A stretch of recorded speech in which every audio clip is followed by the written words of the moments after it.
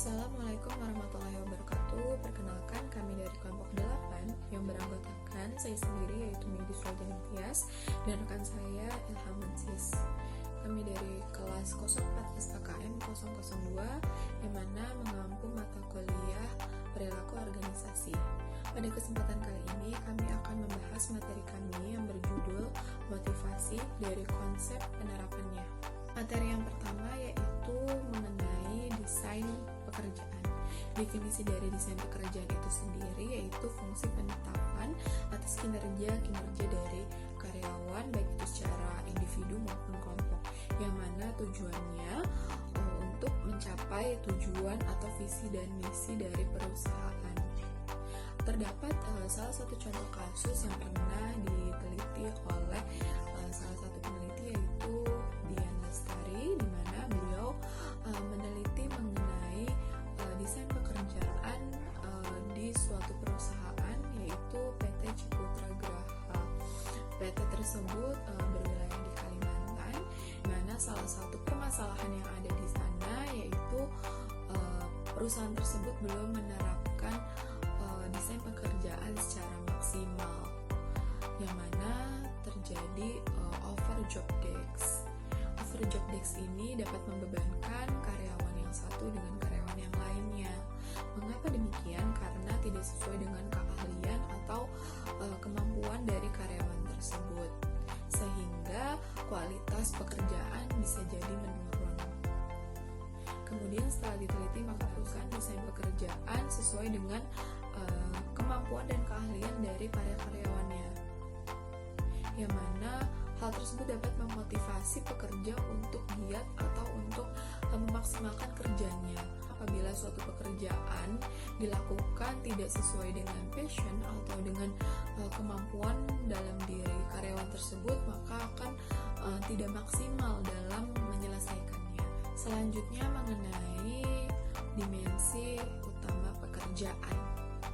Pada layar tersebut kami cantumkan terdapat 5 dimensi utama. Yang pertama yaitu keahlian bervariasi, yang kedua identifikasi tugas, 3 signifikansi tugas, yang keempat adalah kemandirian, dan yang terakhir adalah umpan balik. Berdasarkan 5 dimensi tersebut dapat dipahami bahwa suatu pekerjaan itu bentuknya sangat bervariasi, maka dari itu perlu dilakukan oleh orang yang memiliki keahlian dalam bidangnya.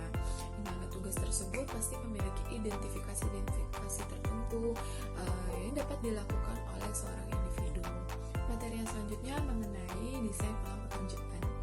Pada desain ulang pekerjaan ini memiliki 2 jenis. Yang pertama yaitu job rotation atau rotasi pekerjaan.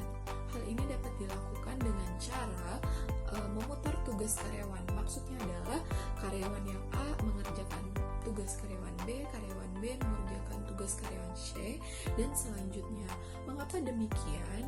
Karena pada job rotation ini tujuan utamanya adalah supaya karyawan tidak merasa bosan dengan pekerjaannya. Namun job rotation ini dapat dilakukan dalam satu divisi, di mana karyawan tersebut memiliki tingkatan yang sama dalam perusahaan tersebut. Jadi bukan berarti karyawan yang memiliki jabatan lebih rendah mengerjakan pekerjaan jabatan yang lebih tinggi. Kalau dalam job rotation itu hanya dalam taraf yang sama. Job enrichment atau pengayaan pekerjaan, di mana karyawan yang memiliki tingkatan pekerjaan tertentu ditambahkan job desk-nya untuk meningkatkan kemampuan dan pengetahuan karyawan tersebut atas pekerjaan dalam perusahaan tersebut. Tujuannya yaitu untuk meningkatkan kinerja karyawan. Dapat kita pahami bahwa kedua desain ulang pekerjaan ini memiliki perbedaan, di mana job rotation itu hanya memutar pekerjaan di dalam suatu divisi atau di dalam tingkatan yang sama, sedangkan job enrichment itu karyawan mendapat tambahan pekerjaan untuk meningkatkan kemampuannya. Untuk materi selanjutnya akan dijelaskan oleh rekan saya yaitu Ilham Mansis. Kepadanya saya persilahkan. Oke, selanjutnya yaitu mengenai alternatif pengaturan kerja. Nah, untuk alternatif pengaturan kerja sendiri ada tiga. Yang pertama ada pembagian kerja, kemudian yang kedua ada flex time, dan yang ketiga ada bekerja jarak jauh. Nah, untuk pembagian kerja sendiri adalah suatu pengaturan yang memungkinkan dua individu atau lebih untuk membagi pekerjaannya yang memiliki jam kerja tradisional 40 jam dalam seminggu. Nah, untuk yang kedua yaitu flex time. Nah, flex time itu jam kerja yang fleksibel. Nah, jam kerja yang fleksibel sudah terkenal bagi para pekerja dengan mengatur jam kerja mereka untuk menyesuaikan dengan permintaan pribadi. Nah, sehingga dapat membantu para pekerja menyimbangkan antara kerja dengan keluarganya. Kemudian yang ketiga ada pekerja jarak jauh. Nah, untuk pekerja jarak jauh sendiri yaitu dapat diartikan bekerja dari rumah sedikitnya 2 hari dalam seminggu dengan menggunakan komputer yang terhubung dengan kantor perusahaan. Selanjutnya yaitu mengenai keterlibatan pekerja. Nah, untuk keterlibatan pekerja sendiri yaitu proses partisipatif yang menggunakan input pekerja untuk meningkatkan komitmen mereka kepada kesuksesan suatu organisasi. Nah, contoh-contohnya program keterlibatan pekerja dalam suatu manajemen, yaitu ada dua. Yang pertama ada manajemen partisipatif dan partisipatif representatif.